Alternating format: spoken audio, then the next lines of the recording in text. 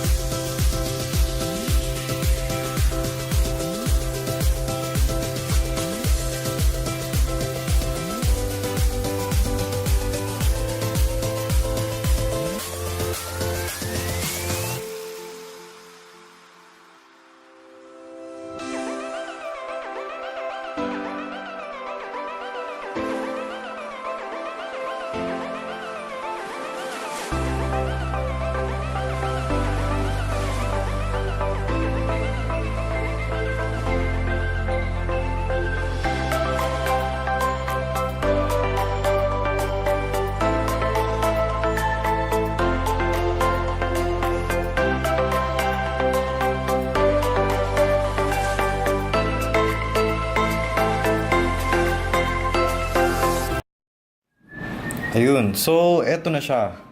So it comes with, well, one purpose kung bakit nagustuhan ko to is meron siyang kasamang case. Well, it's not your ordinary case. Mukha lang. Pero if you're going to travel and wanted to bring this guy anytime, anywhere, so it's convenient kasi meron siyang sariling case.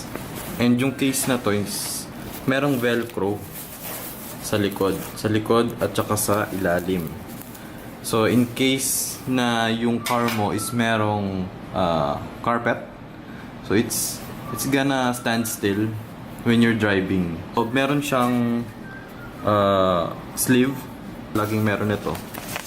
Instruction manual, it's just a paper. It comes with a long nozzle or long nose or whatever you call it. And meron din ito. So I think ito, as demonstrated or as shown on the picture on the box, it can be used for cleaning your aircon. There's another one, hindi ko pa alam kung para saan to, but I think it's a general nozzle lang.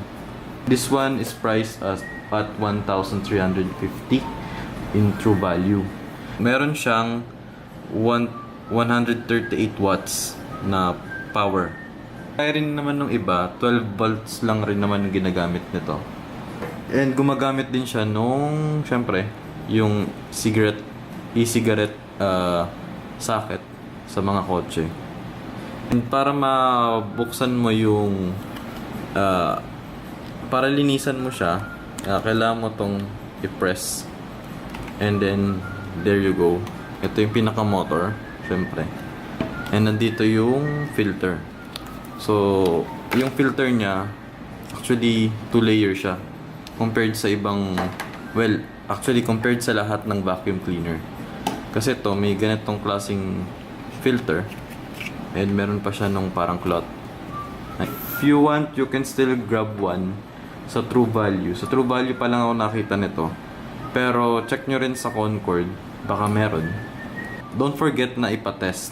Kasi, syempre, you're buying something, it's an investment, and you have to make sure na it's working before mo i-take out. And as usual, nandito lang naman yung vlog ko.